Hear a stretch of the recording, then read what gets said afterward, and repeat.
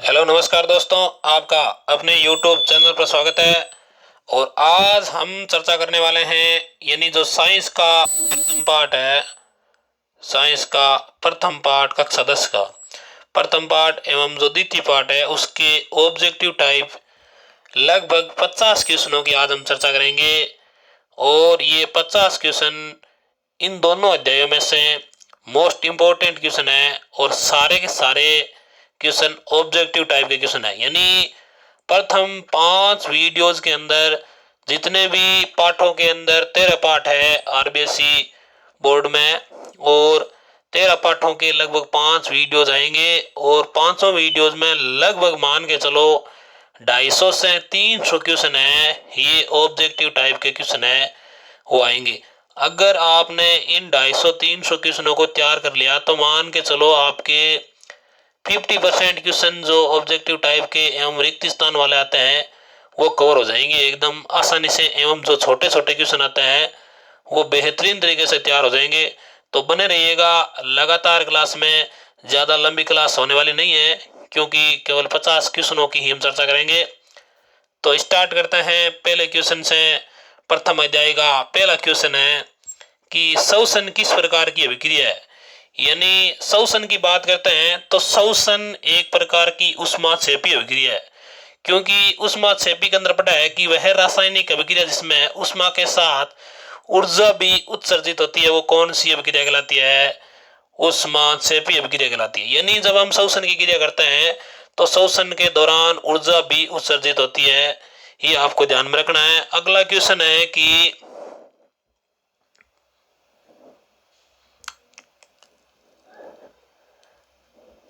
Ferrous sulphate crystal का रंग होता है।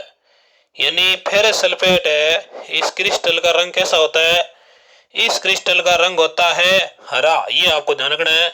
ये कोई ज्यादा इंपॉर्टेंट क्वेश्चन नहीं है, फिर भी आपको ध्यान रखना है कि फेरस सल्फेट है यानी FeSO4, इसका जो क्रिस्टल है इसका कलर होता है हरा।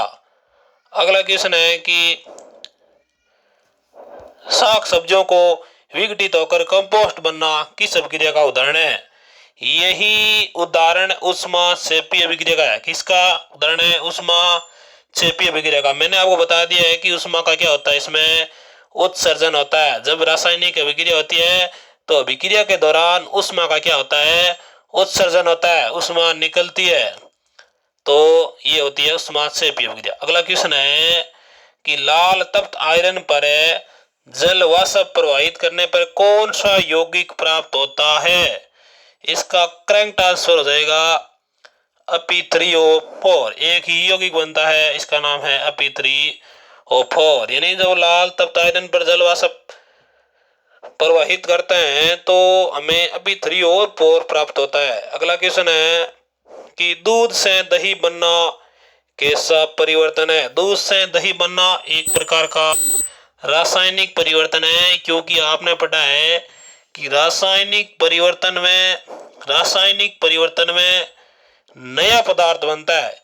क्या दूध से दही बनने के बाद वापिस दही से दूध को बनाया जा सकता है क्या, नहीं, क्योंकि ये अनुत्क्रमणीय प्रकृति की होती है। ये दोनों दिशाओं में नहीं चलती है, ये केवल एक ही दिशा में चलती है। ये अभिक्रिया रासायनिक अभिक्रिया कहलाती है। अर्थात रासायनिक अभिक्रिया में आप देख सकते हैं कि एक नया पदार्थ है वो बनता है। अगला क्वेश्चन है निम्नलिखित में से कौन सा पदार्थ बिना ज्वाला के जलता है।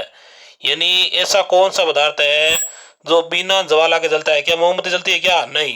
केरोसिन, नहीं। तो मीथेन गैस भी नहीं, तो इसका आंसर हो जाएगा कोयला। यानी कोयला बिना ज्वाला के जलता है, ये आपको ध्यान में रखना है। अगला क्वेश्चन है कि जो आलू चिप्स की थैली है, जो चिप्स की थैली आती है ना, पैकेट आते हैं, उनमें कौन सी गैस भरी जाती है। उनमें गैस भरी जाती है नाइट्रोजन, ये ध्यान रखना, बहुत ही इंपॉर्टेंट क्वेश्चन है। अगला क्वेश्चन है कि सिल्वर क्लोराइड AgCl का रंग क्या है। अब देखो सिल्वर क्लोराइड है और एक आपको ध्यान रखना है AgBr और AgCl, ये दोनों ही श्याम श्वेत फोटोग्राफी में यूज में आती है। इनकी जो समीकरण है ना, सूर्य के प्रकाश की उपस्थिति में ये श्वेत रंग प्रदान करते हैं। कौन सा रंग प्रदान करते हैं? श्वेत रंग प्रदान करते हैं, सिल्वर क्लोराइड। ये ध्यान रखना। अगला क्वेश्चन है कि जब मैग्नीशियम फीता को जलाया जाता है, ये फर्स्ट ही हमने पहले प्रैक्टिकल किया था उसमें है, जब मैग्नीशियम फीता को जलाया जाता है तो उत्पन्न आग की लो होती है। उसका कलर कैसा होता है? हमने पढ़ा था चमकीली उजला, यानी चमकीली उजला टाइप की जो ज्वाला है ये निकलती है, आग की लो है, इस प्रकार का इसका कलर होता है। अगला क्वेश्चन है कि निम्नलिखित में से कौन सी द्विविस्थापन अभिक्रिया है? अब द्विविस्थापन आता ही आपको पता है, द्विविस्थापन अभिक्रिया में क्या होता है? आयनों का आदान प्रदान होता है। आयनों का क्या होता है? आयनों का होता है आदान प्रदान। आयनों का होता है आदान प्रदान। तो इस अभिक्रिया में क्या इसमें आयनों का आदान प्रदान नहीं हो रहा है क्या? नहीं। क्या इसमें आयनों का प्रदान हो रहा है क्या? नहीं। क्या इस अभिक्रिया में आयनों का आदान प्रदान हो रहा है? Yes. AgNO3 plus NaCl plus AgCl plus NaNO3, यानी इसमें क्या हो रहा है? आयनों का क्या हो रहा है? आदान प्रदान हो रहा है। Na प्लस जैसे Cl माइनस, इस प्रकार से इनमें क्या हो रहा है? आयनों का आदान प्रदान है वो हो रहा है। अगला क्वेश्चन है कि Zn प्लस CuSO4 रासायनिक अभिक्रिया किस प्रकार की है? अब ये जो इसकी बात हम करते हैं तो जो Zn प्लस CuSO4 बराबर है ZnSO4 प्लस Cu, ये एक रासायनिक अभिक्रिया है जिसका नाम है विस्थापन अभिक्रिया।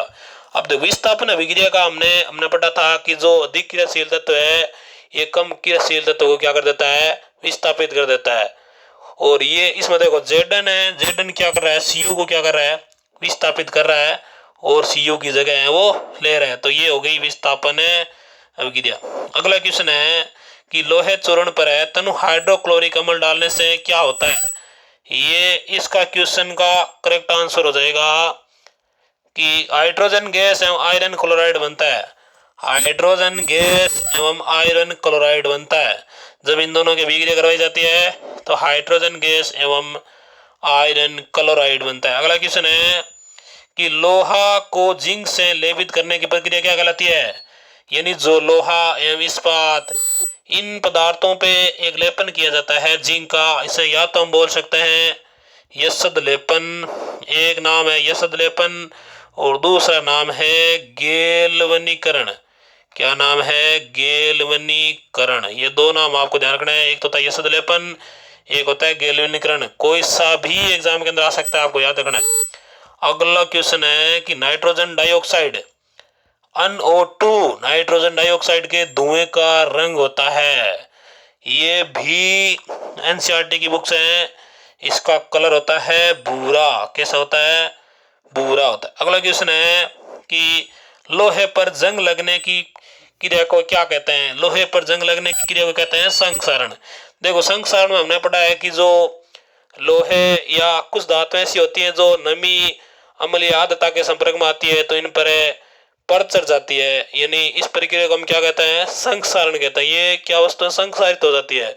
अगर संक्षारण से हमें वस्तुओं को बचाना है तो उन पर पेंट करना चाहिए और यशद लेपन की प्रक्रिया करनी चाहिए, यानी जिंक की परत है वो चढ़ानी चाहिए जिससे सुरक्षित रह सके। और बहुत सारे तरीके हैं जिसके द्वारा हम क्या कर सकते हैं? संक्षारण से बचा सकते हैं। निम्नलिखित में से कौन सा बुझा हुआ चूना है? यानी बुझे हुए चूने की बात करते हैं तो ये जो CaO है ना, ये तो बिना बुझा हुआ चूना है। जब CaO के साथ में जल मिलाते हैं तो बन जाता है CaOH का होल ट्वाइस। इसका मतलब इसका करेक्ट आंसर हो जाएगा CaOH का होल ट्वाइस। CaOH का होल ट्वाइस, बुझा हुआ चूना। अगला क्वेश्चन है रासायनिक अभिक्रिया में भाग लेने वाले पदार्थों को कहते हैं। यानी जब कोई रासायनिक अभिक्रिया होती है, जैसे मान लो एक रासायनिक अभिक्रिया है कि अम्ल प्लस क्षार, और अम्ल प्लस क्षार बनाते हैं लवण प्लस जल। क्या बनाते हैं? लवण प्लस जल। अब देखो इस अभिक्रिया में ये दो भाग ले रहे हैं, यानी भाग तो ये दो ले तभी तो लवण प्लस जल बन रहा है। क्या बिना भाग लेने से लवण प्लस जल बन सकता है क्या? नहीं। यानी जो अम्ल और क्षार है ना, ये दोनों होते हैं अभिकारक या क्रियाकारक बोल सकते हैं इसे। दूसरा नाम है क्रियाकारक या इसे बोल सकते हैं अभिकारक। इसका मतलब इसका मतलब एक किसी भी रासायनिक समीकरण में आपको ध्यान रखना है कि रासायनिक समीकरण की बात करते हैं। जैसे मान लो एक रासायनिक समीकरण लेते हैं जिसमें आपको ध्यान रखना है किन किन बातों का। देख लो पहले कि जैसे मान लो एक रासायनिक समीकरण है, देखो थोड़ा सा जूम कर लेते हैं। रासायनिक समीकरण है, ये रासायनिक समीकरण है जैसे मान लो H2 प्लस Cl2। अब इसको मैं पूरा समझाऊंगा, ये ध्यान रखना। ये बन जाएगा HCl, 2HCl बन जाएगा क्योंकि यहाँ हाइड्रोजन 2 है, क्लोरीन भी क्या है 2 है। ये संतुलित समीकरण। अब देखो इसमें मतलब क्या है, ये तो होता है लेफ्ट साइड, क्या बोलता है इसे, लेफ्ट हैंड साइड, यानी जो बाएं साइड का है, और ये होता है राइट हैंड साइड, यानी राइट हैंड साइड में तो होता है उत्पाद और लेफ्ट हैंड साइड में होता है अभिकारक। ये ध्यान रखना, लेफ्ट हैंड साइड में क्या होता है अभिकारक, लेफ्ट हैंड साइड में क्या होता है अभिकारक, और राइट हैंड साइड में होता है उत्पाद। थोड़ा सा विस्तार से देख लेते हैं दोबारा कि जैसे मान लो H2 प्लस Cl2 तो बन जाएगा 2HCl। अब देखो ये दोनों को अगर देखते हैं तो ये हो गया लेफ्ट हैंड साइड और ये हो गया राइट हैंड साइड, यानी राइट हैंड साइड में होता है उत्पाद या क्रियाफल और लेफ्ट हैंड साइड में होता है अभिकारक या क्रियाकारक। अभिकारक या क्रियाकारक लिखना है तो लिख लेना क्रियाकारक, अभिकारक या क्रियाकारक बोल सकते हैं। और तीर का निशान का मतलब क्या है, अभिक्रिया हो रही है, अभिक्रिया क्या है हो रही है। अब देखो जब ये अभिक्रिया में भाग लेने वाला क्या है अभिकारक भाग लेते हैं तभी जाके उत्पाद का निर्माण है वो होता है। अगला क्वेश्चन है कि Fe2O3 प्लस 2 तीर का निशान Al2O3 प्लस अपी दी गई अभिक्रिया किस प्रकार की है। तो इस अभिक्रिया में आपको पता चल रहा है कि आयनों का क्या हो रहा है, इसमें आदान प्रदान हो रहा है। इसमें क्या हो रहा है, आयनों का आदान प्रदान नहीं हो रहा है, आयनों का आदान प्रदान नहीं हो रहा है क्योंकि इसमें इन आयन से भी नहीं। अब इसमें हम देखेंगे कि ये जो लोहा है और ये एल्यूमिनियम है, इसमें क्या होगा, ये अभिक्रिया है विस्थापन अभिक्रिया। कौन सी अभिक्रिया है ये विस्थापन। ये एल्यूमिनियम क्या कर लेता है लोहे की जगह ले लेता है, लोहा क्या हो जाता है विस्थापित हो जाता है। अगला क्वेश्चन है CuO प्लस H2 बनता है Cu प्लस H2O किस प्रकार की अभिक्रिया है। अब देखो इस अभिक्रिया को हमें समझना बहुत ज्यादा आवश्यक है क्योंकि ये इंपॉर्टेंट अभिक्रिया है।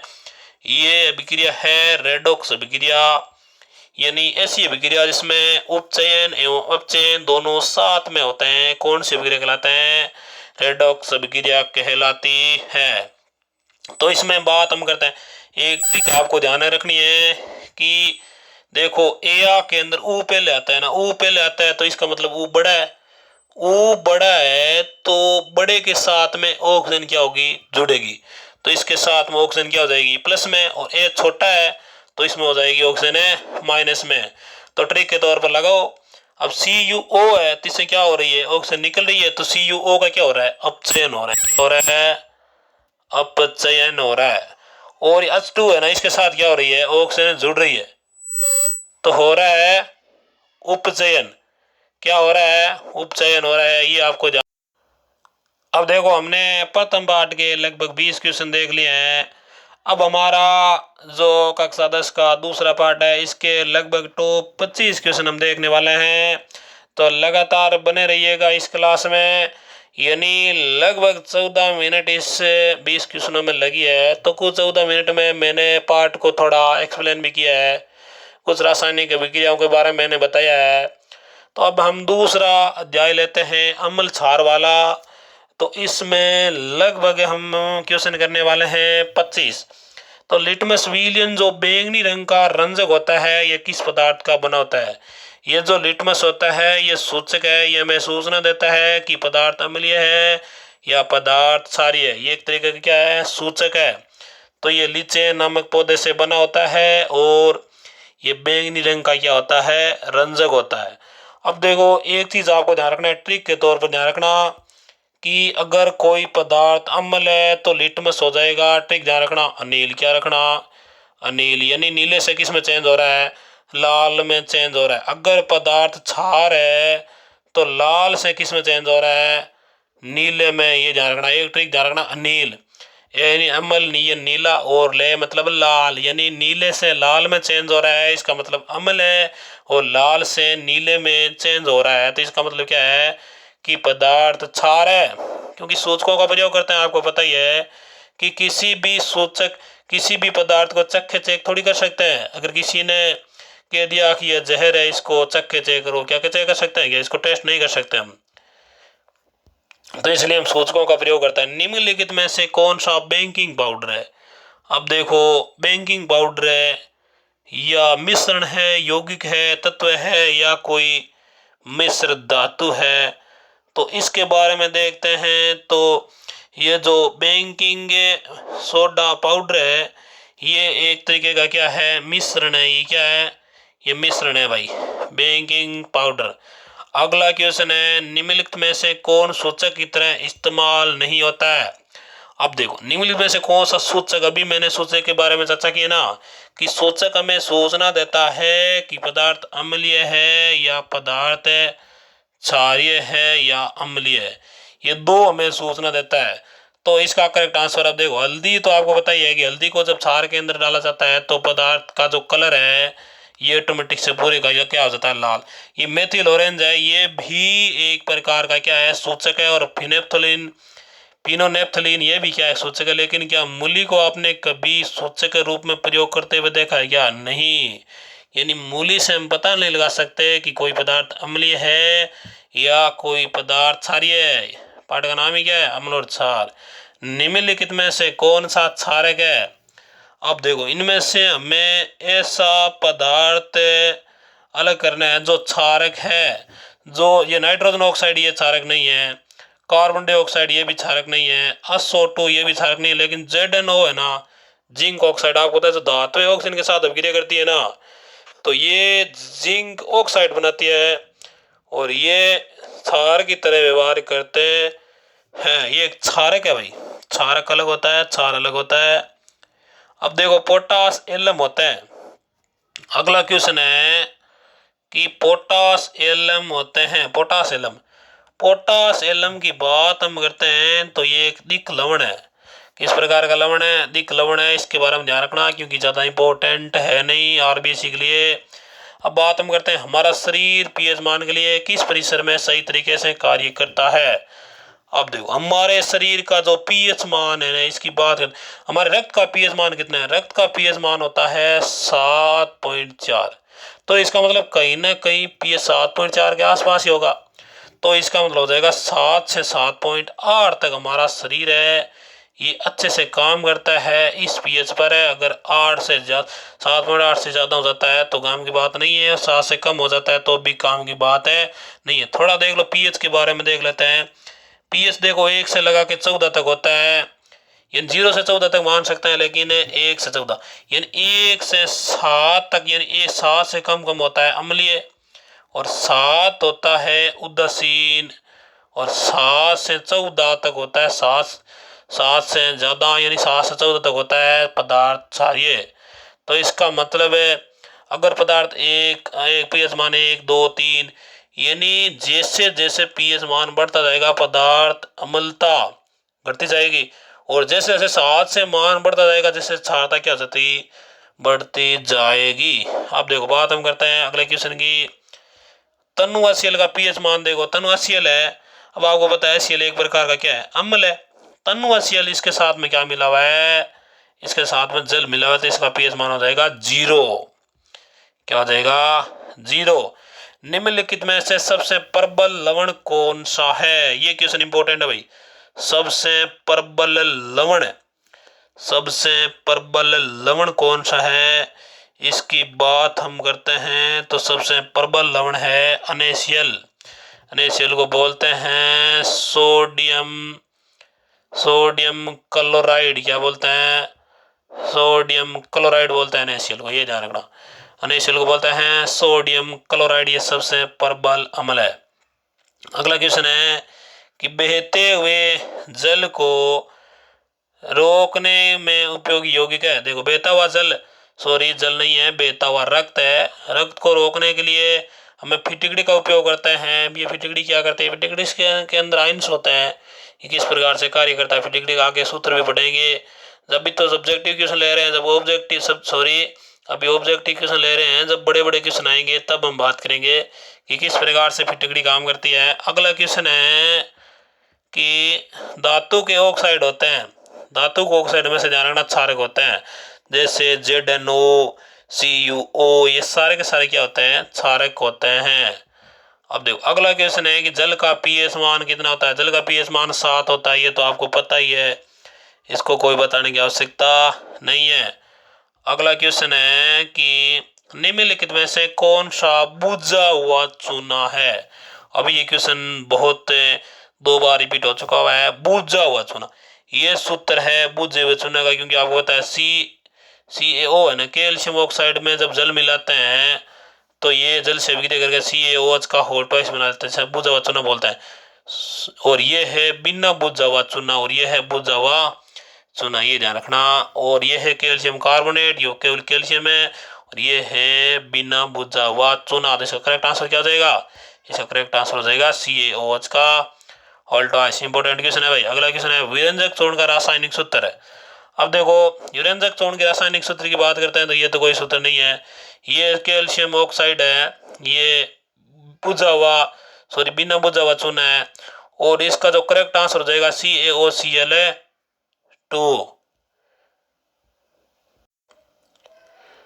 अब देखो अगला क्वेश्चन है विरंजक चूर्ण का सूत्र हो गया। अगला क्वेश्चन है चींटी के डंक और नेटल के डंक में कौन सा अम्ल पाया जाता है। अब देखो चींटी और नेटल के डंक की बात करते हैं तो इसमें अम्ल पाया जाता है मेथनोइक अम्ल, और एक नेटल का एक पौधा होता है और इसमें कांटेनुमा संरचना होती है, इसे डंक कहते हैं। ये डंक जब लगता है तो हमारे शरीर में मेथनोइक अम्ल प्रवेश कर जाता है। और इसे अगले डोक नाम का एक पौधा होता है, औषधि के रूप में प्रयोग में लेते हैं। डोक, ओक नहीं है, डोक होता है, डोक। अब देखो इसमें हम देख सकते हैं कि अगला क्वेश्चन संतरे में कौन सा अम्ल पाया जाता है। संतरे में सिट्रिक अम्ल होता है, और टमाटर के अंदर टार्ट्रिक अम्ल है, होता इमली के अंदर होता है सॉरी टार्ट्रिक अम्ल है। इस प्रकार से कुछ अम्लों के आपको नाम ध्यान रखना है। अगला क्वेश्चन होता है वर्षा व अम्ल वर्षा कहलाने के लिए आवश्यक है कि वर्षा के जल का पीएच मान। अब देखो अम्लीय वर्षा होने का मतलब है 5.6 से कम हो जाए तभी तो अम्लीय होगा। 7 से कम होने का मतलब थोड़ी है 8 से ज़्यादा हो जाएगा क्षारीय हो जाएगा, 10 हो जाए इसका मतलब क्षारीय है, इसका मतलब 5.6 इसका करेक्ट आंसर है वो हो जाएगा। अब देखो अगला क्वेश्चन है कि ग्लूकोज का रासायनिक सूत्र बताइए। ग्लूकोज का रासायनिक सूत्र होता है, ग्लूकोज का रासायनिक सूत्र आपको पता है, ग्लूकोज एक कार्बोहाइड्रेट है और इसका सूत्र होता है C6H12O6। इसका जो रासायनिक इसमें कार्बन 6 होता है, हाइड्रोजन 12, ऑक्सीजन 6 होता है। इसका मतलब ये किसका सूत्र है, ग्लूकोज एक कार्बोहाइड्रेट है, क्या है, कार्बोहाइड्रेट है। अब देखो अगला क्वेश्चन है कि एसिटिक अम्ल का आईपीएसी नाम क्या है। अब देखो इसका ध्यान रखना है, मेथनोइक अम्ल को ही बोलते हैं एसिटिक अम्ल। क्या बोलते हैं, मेथनोइक अम्ल को क्या बोलते हैं, एसिटिक अम्ल। अगला क्वेश्चन है निम्नलिखित में से कौन सा आयन लाल लिटमस को नीला कर देता है। अब देखो हमने पढ़ा है अनील, ठीक याद रखो, अनील का मतलब क्या है, नीले से लाल, तो ये लाल से किस में चेंज हो रहा है, नीले, तो इसका मतलब क्या है, क्षार है। तो क्षार H+ तो आपको पता है ये अम्ल देते हैं, और Cl- ये नहीं होता है, और O2 ये भी नहीं होता, इसलिए OH है माइनस ये क्षार देते हैं, तो इसका करेक्ट आंसर हो जाएगा OH माइनस। अगला क्वेश्चन है कि फेरस सल्फेट क्रिस्टल का रंग होता है। अब देखो फेरस सल्फेट क्रिस्टल का दोबारा रिवाइज क्वेश्चन आ गया, हरा रंग होता है, ध्यान रखना। अब ESO4 का जो क्रिस्टल है, क्रिस्टल के रूप में होते हैं, इनका रंग होता है हरा, ये ध्यान रखना। किसका शक्ल होता है, हरा होता है। अगला क्वेश्चन है निम्नलिखित में से कौन से धातु ठंडे जल से विक्रिया कर धातु के हाइड्रोक्साइड बनाते हैं। अब देखो ये अच्छा खासा क्वेश्चन है, इनसे एक थोड़ा सा अलग क्वेश्चन और ले लेते हैं। निम्नलिखित में से कौन से धातु ठंडे जल से विक्रिया कर धातु के हाइड्रोक्साइड बनाता है। देखो जो सोडियम है इसके साथ में जब जल से विक्रिया करती है तो NaOH है, प्लस में हाइड्रोजन गैस बहुत तेजी से निकलती है। और कि पोटेशियम, पोटेशियम के साथ जल की विक्रिया करवाते हैं तो बनता है KOH प्लस H2 गैस निकलती है। तो इसका मतलब है कि जब सोडियम के साथ जल को मिलाया जाता है हाइड्रोजन गैस, हाइड्रोजन गैस विस्फोटकता के साथ निकलती है, बहुत ही भयंकर गैस होती है। इसका करेक्ट आंसर हो जाएगा सोडियम एवं पोटेशियम। पोटाशियम नहीं है, पोटेशियम है।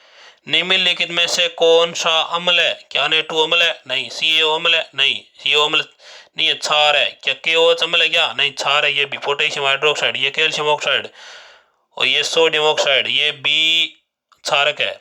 और ये एकमात्र क्या है? अम्ल है। ये HCl है ना, हाइड्रोक्लोरिक अम्ल बोलते हैं इसे। कौन सा अम्ल है? हाइड्रोक्लोरिक अम्ल, HCl। अगला क्वेश्चन है प्लास्टर ऑफ पेरिस का रासायनिक सूत्र। अब देखो इसकी समीकरण भी पढ़ने वाले हैं। प्लास्टर ऑफ पेरिस का सूत्र आपको पता है CaSO4.1/2H2। क्या होता है? CaSO4.1/2H2। अब देखो इसकी किस प्रकार से विक्रिया होगी? CaSO4.1/2H2 हो, इसके साथ में मिलाएंगे डेढ़ अणु और मिलाएंगे, साथ में जल के आधा H2O मिलाएंगे तो बन जाएगा CaSO4.2H2O। ये तो होता है प्लास्टर ऑफ पेरिस है। और ये होती है जिप्सम। क्या बोलते हैं इसे? इसे बोलते हैं जिप्सम। जब निर्माण होता है इसे बोलते हैं जिप्सम। और ये होता है प्लास्टर ऑफ पेरिस बोलते हैं इसे। अब देखो अगला क्वेश्चन है कि कोई विलयन लाल लिटमस को नीला कर देता है तो इसका pH संभव होता है।